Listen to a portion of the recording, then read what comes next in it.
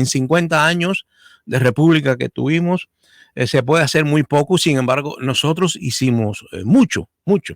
Lo que pasa es que después del 59 se ha tratado de borrar el pasado para erigir un nuevo orden totalmente radical y muy distinto al anterior. Pues había que difamar, descalificar, desprestigiar, atacar al pasado, lo cual socavó una reserva que teníamos de nacionalismo incipiente. Sí, era un nacionalismo prácticamente desde 1950 años de formación de una república que tuvo ingredientes formativos muy diversos. Éramos diversos en origen, en orígenes, pero tuvimos pues una clase, una vanguardia, no la del Partido Comunista, una vanguardia de pensamiento y espíritu muy elevada, ciertamente a veces idealista, romántica, pero que en muy poco tiempo nos logró construir una identidad criolla. Recuerden que José Martí, en un país lleno de españoles, gente de Asturias, de Islas Canarias, de África, muchos esclavos que venían incluso con una identidad muy, muy difusa, muy, muy poco cultivada, pero toda esa gente diversa, incluso indios de Yucatán, en Cuba, pues lograron sentirse criollos, lograron sentirse cubanos gracias a esa vanguardia intelectual y ciertamente espiritual para mí, que nos dio la identidad nacional en muy poco tiempo. Creo que fue un trabajo bastante exitoso y que muy rápido los comunistas, después del 59, trataron de desprestigiar. Creo que si Cuba antes del 59 era de todas las repúblicas latinoamericanas la que proporcionalmente gastaba más dinero en educación, creo que se estaba haciendo un esfuerzo, ¿verdad? Creo que si se gastaba tanto en educación, a pesar de la mala distribución de esa educación y excesiva concentración en las provincias, en las capitales de provincia y sobre todo en La Habana, pero hay que entender también que cuando el gobierno interventor nos ayudó a tener una república, nos ayudó a hacer una constitución al principio, con enmienda PLA y todo.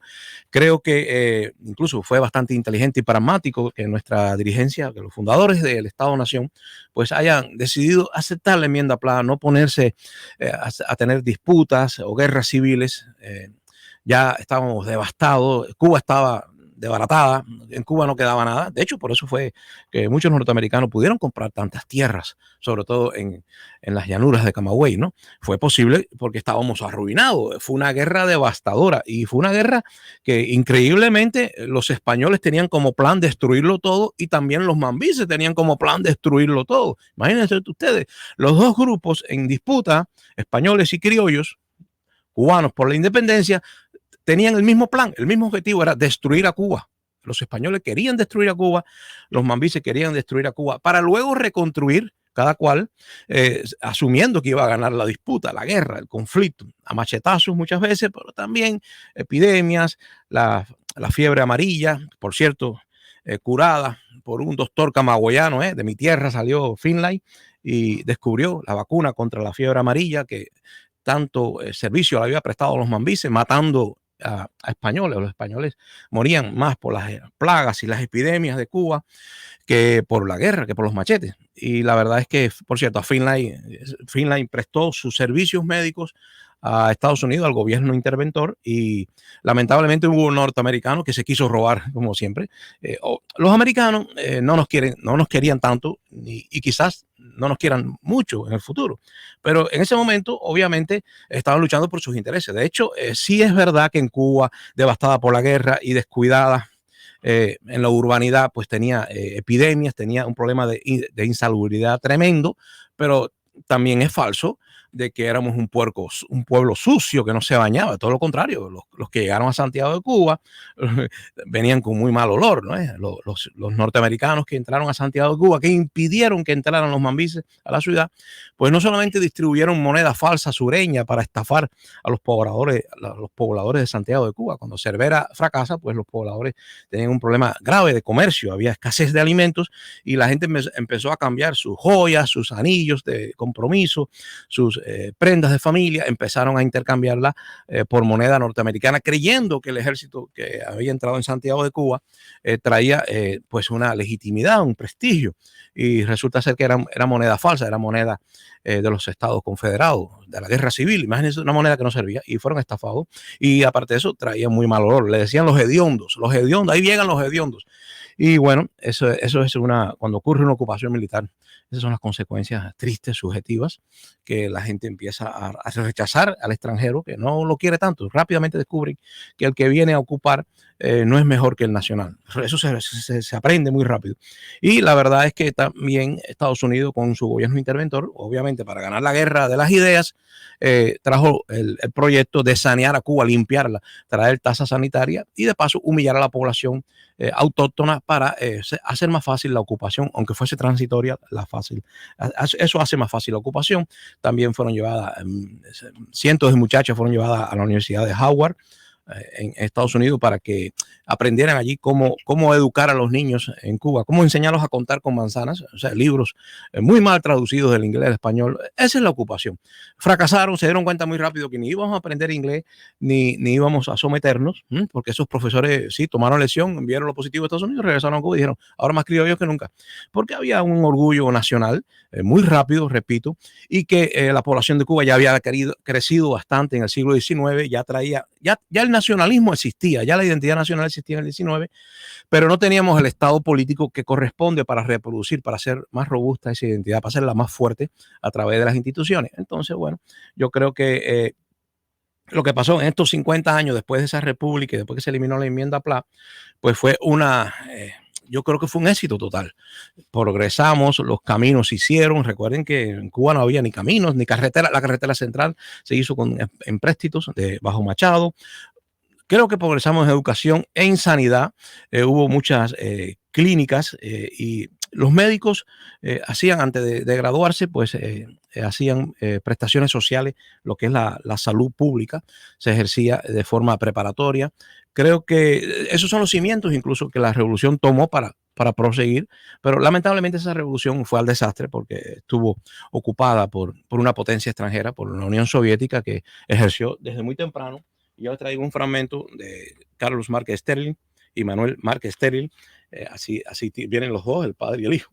Historia de Cuba es muy breve y dice, en correlación al 52 al 56, que es cuando se producen los sucesos del Moncada, el momento de que Batista propicia, ¿no?, que se haga un nuevo orden político totalmente radical y distinto a lo que teníamos desde 1902. Dice él, fracasado todos los movimientos revolucionarios contra el régimen y sin esperanzas de que pudieran ponerse de acuerdo la oposición y Batista, que después de haberse proclamado primer ministro a raíz del 10 de marzo asume la presidencia, surge el pacto revolucionario firmado en Montreal el 2 de junio de 1953. Fidel Castro también viaja a Montreal y trata de ser él y los comunistas admitidos al grupo revolucionario sin éxito. En estas circunstancias, los de la oposición, en su mayoría dirigidos por el doctor Ramón Zayín, presentaron en un documento redactado por el doctor y coronel Cosme de la Torriente un recurso de inconstitucionalidad para que se declarara fuera de la ley al gobierno de Batista. Por medio del fallo que en efecto dictó el Tribunal de Garantías Constitucionales y Sociales, el más alto de la República. El propósito era impertinente, puesto que el Tribunal Supremo había declarado en el 33 que la revolución era fuente de derechos. Efectivamente, el doctor Zailín y sus clientes recibieron una rotunda negativa.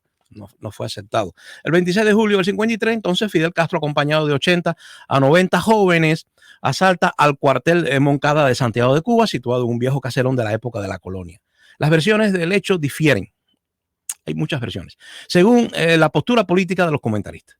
Lo más verosímil es que dicho asalto tenía por objeto el derramamiento de sangre para predisponer la opinión pública en favor de los jóvenes asaltantes. Derramamiento de sangre para llamar la atención. Eso está muy feo, si fuese cierto que ese fuera el móvil, ¿no?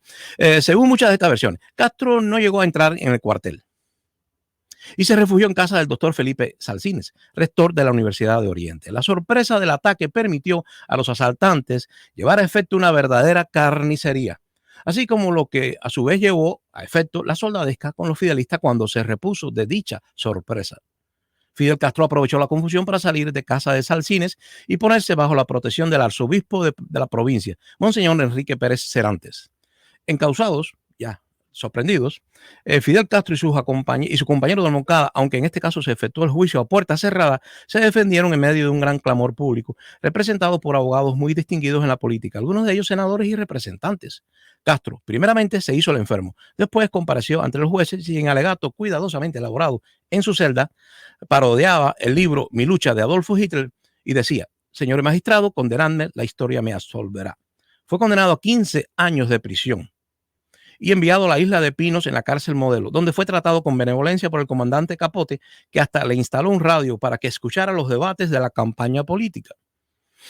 Pero esto no fue obstáculo para que más tarde Fidel Castro fusilara a Capote cuando llega al poder, al que lo había atendido en la prisión. Un mes antes del juicio del Moncada, uno de los ayudantes del presidente Batista había informado al SIN, Servicio de Inteligencia Militar, había incautado, o sea, se le informa al SIN, a la inteligencia de Batista, que se habían contado documentos en los que se demostraba que existía una conspiración comunista y que de acuerdo al plan titulado El País 26, Cuba había sido escogida para caer bajo el dominio de la Unión Soviética. Eso dice la inteligencia de Batista.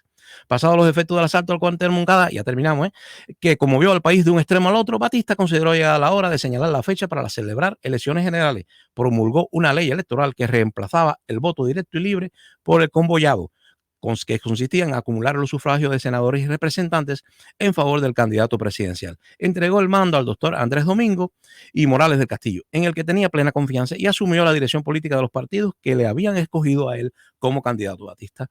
Los ortodoxos y los comunistas despreciaron la elección, pero el Partido Revolucionario Cubano Auténtico aceptó los comicios y nominó al candidato doctor Grau San Martín. Bueno, más adelante dicen: en esta oportunidad sí, la pujante asociación política surgida de la revolución del 33 se desmembró, pues gran número de auténticos con el doctor Privo a la cabeza se declaró en favor del abstencionismo y privó a la candidatura de Grau de la inmensa mayoría de sus partidarios. Bueno, caballero, esto es un desastre porque cuando Batista da el golpe de Estado diciendo que en realidad no era un golpe de Estado, así le explicó él a la gente de la FEU, a los jóvenes estudiantes, en una reunión, en un encuentro, Batista les explica: no, esto no es un golpe de Estado, esto es sencillamente para evitar un golpe de Estado que Pío Socarrá quiere dar, porque él quiere prolongarse en el poder. Y ustedes saben que de larga tradición, nosotros, incluso el primer presidente que tuvimos, que era muy honesto como Estrada Palma, no robaba. Estrada Palma caminaba para llegar a su oficina de trabajo, caminaba todos los días para ahorrar. O sea, era un hombre austero que al final se retiró con un arado y una yunta de bueyes a cultivar una finca en el oriente de Cuba. O sea, Estrada Palma no robaba. Sin embargo, cuando llegó la hora del cambio de gobierno, pues no se quería ir de la silla, quería quedarse en la silla. Y entonces siempre se ha dicho desde el lado liberal nuestro que en Cuba tenemos una tendencia al caudillismo o, como se decía antes, al mesianismo. O sea, nosotros los cubanos tenemos, supuestamente, según esta tesis antropológica, un deseo, una espera continua de un Mesías. Estamos esperando al Mesías. Imagínense ustedes, estamos esperando al Mesías. Esto no es muy católico porque según el cristianismo, el católico, que es el más clásico, conocido por nosotros, pues el Mesías ya vino hace 2000 años, ¿no? No, es que los cubanos están esperando otro Mesías. Están esperando un Mesías político que se siente y gobierne la isla y la lleve hacia la verdad política, hacia la verdad en todo sentido, económica, social, hacia la justicia, hacia la perfección. Los hombres quieren ser felices en Cuba, asumiendo, según esta tesis antropológica, que un hombre providencial, bajado del cielo, enviado por Dios, nos guiará. Y por eso que obviamente cuando Fidel Castro aparece, oportunamente también aparece la paloma, que representa algo así como en la tradición cristiana, no judía, el Espíritu Santo, es el Espíritu de Dios, la consagración, la prueba, la señal física de que el hombre es el escogido. No vino ningún obispo y le echó un aceite en la cabeza o en la frente a Fidel Castro, consagrándolo como su majestad de milagro, porque se hicieron todo tipo de rituales simbólicos, aparte de que se usaron íconos de la Iglesia Católica, sobre todo en la etapa insurreccional. O sea, Fidel Castro encarnaría ese Mesías que ya la gente esperaba de Eduardo Chivá, esperó de Grau San Martín. Cuando Grau San Martín llegaba a los pueblos del oriente, sobre todo, la gente enferma se acercaba a él a ver si él los tocaba en la frente y se sanaban. O sea, existía una tradición, ni que fuéramos franceses, ¿no? En Cuba, de que el rey, si te toca, te sana, porque como es el enviado de Dios, como es el designado por Dios, él te va a sanar. Hubo gente que a Fidel Castro le tocó la barba para encontrar sanidad. Yo no creo que nadie tocando una barba pueda encontrar sanidad, pero hay gente que sí lo cree y se tiene fe en que esa figura providencial te va a salvar. Supuestamente, si las cosas son así, entonces en Cuba vamos a tener un dictador de derecha. Un dictador de derecha para reparar el problema de Cuba. Lógico, la tentación es grande. Yo quisiera ser ese dictador de derechas, porque Cuba, lo que me ha demostrado a mí, antropológicamente hablando, es que que se bandea la sociedad cubana de un lado hacia otro, buscando un alivio a su sufrimiento. Y ahora que se sufre tanto en Cuba, obviamente los cubanos querrán probar con la derecha, porque Cuba, aunque para mí es un gobierno de derecha, dice a los cuatro vientos que es de izquierda. Dice que su gobierno de las cosas es socialista. Entonces, pues yo no lo creo, yo personalmente, y sobre todo en los últimos meses que he visto cómo la izquierda, la pequeña y humilde y empobrecida izquierda de Miami, que defiende a la revolución por diversas razones, casi siempre económicas, pero hay una izquierda en Miami que ustedes saben que marcha en contra del bloqueo y que últimamente ha encontrado a su elegido, a su mini mesías, porque el mesías grande tiene que estar en Cuba, pero un mini mesías que represente a la inmigración o al exilio incluso, más pretenciosa la idea, sería encarnado en la figura de Carlos Lazo, ese soldado de Faluya que estuvo perdonado aparentemente por la izquierda cubana y que ahora es recibido como el mesías de la emigración, el que nos representa a todos nosotros. Bueno, yo me he dado cuenta que en estos momentos, si usted quiere ser en Miami de izquierda, progresista, en contra del bloqueo, pero no sigue al profesor Carlos Lazo, al soldado asesino Carlos Lazo, o al enviado de Dios Carlos Lazo, porque incluso él se presenta como un enviado de Dios. Yo no sé si ustedes han visto el fragmento donde él dice, Dios está con nosotros, insinuando que él es un mini mesías del exilio. Pues si usted no está con Carlos Lazo, aunque usted sea de izquierda, aunque usted crea en Trotsky, en Lenin, en Stalin, usted va a ser rechazado, va a ser atacado por este grupo que es fiel a la derecha que manda en Cuba, que es la derecha de la propiedad y de la herencia. Yo creo que coincido con algunos pensadores en cuanto a la definición de lo que es derecha e izquierda, que ustedes saben que viene desde la Revolución Francesa y que en definitiva primero surge la izquierda, o siempre estuvo a la derecha, pero siempre en el Parlamento se habla de este grupo de personas que querían más cambios, que eran más radicales y se sentaban al lado izquierdo, y por lo tanto al otro lado se les dijo, bueno, ustedes serán lo de la, si esos son los de izquierda, ustedes serán lo de la derecha, ¿no? Y ese grupo que representa a los viejos privilegios protegidos frente a las injerencias del soberano, ya sea en el rey o en el pueblo, esa vieja derecha que trata de preservarse, que no cuentan con muchos votos ni con el poder del príncipe, porque es una derecha que ha heredado de sus antepasados pues la riqueza o los privilegios. En Cuba hoy existe. ¿Por qué existe? Porque si tú la describes, no por el discurso, sino por su verdadera naturaleza, pues ¿quiénes son los que en Cuba ahora tienen una herencia? ¿Quién ha heredado el poder de las cosas robadas en el antiguo régimen? Antes del 59 había propiedad privada, esa propiedad privada fue confiscada y administrada por los que estaban en el poder, repartida a todos los pobres, pero una parte considerable quedó en manos de ellos. Para nadie es un secreto las mansiones que la élite política en Cuba administra en estos momentos, incluso renta al turismo. Esa propiedad se le pasa a los hijos, y eso de pasar una propiedad conquistada con la espada, con la lengua, con la política, conquistada con el trabajo incluso del sudor de tu frente, cualquier propiedad que tú le dejas a tus hijos para que tengan una ventaja sobre otros, para que no lleguen al mundo en desventaja, esa transmisión de herencia que incluso es un capital que puede ser monetario, puede ser propiedades, fincas, puede ser incluso estudios universitarios en selectos colegios. O sea, cualquier cosa que tú le dejas a tu hijo para no dejarlo en desventaja, se convierte en una ventaja, como es obvio. Y si es una ventaja para tu hijo y no para los demás, estamos hablando de la clásica derecha que quiere conservar a todo trance los privilegios, los beneficios, la propiedad, la riqueza heredada de sus antepasados, y quiere protegerla frente a la acción redistributiva de los socialistas, de los pobres o hasta incluso de un príncipe, de un dictador. Recordemos que Hitler expropió, Hitler robó las propiedades legítimas a los alemanes de origen judío, muchos ya incluso bautizados generaciones atrás en el rito, sobre todo protestante. Muchos judíos que ni siquiera sabían que eran judíos, Hitler buscó y buscó allí, y el que busca encuentra en los archivos hasta que tu abuela era judía, tú eres judío. Era un pretexto para confiscar. para robar. Los gobiernos totalitarios, la nueva clase viene, roba, redistribuye un poco, pero se queda con la mejor parte para ellos. Y entonces, ya termino, esa derecha que en Cuba está ahora y que ha heredado de sus padres, supuestamente de izquierda y revolucionario, la propiedad robada en el 59 y en el 68, esa derecha que se dice de izquierda, pero que es de derecha porque está afincada a la herencia recibida y es conservadora y se opone a la revolución del pueblo, y ya se vio el 11 de julio del año pasado, como el pueblo salió a protestar por un cambio de forma revolucionaria y fueron castigados y reprimidos por la derecha que está en el poder y se dice de izquierda.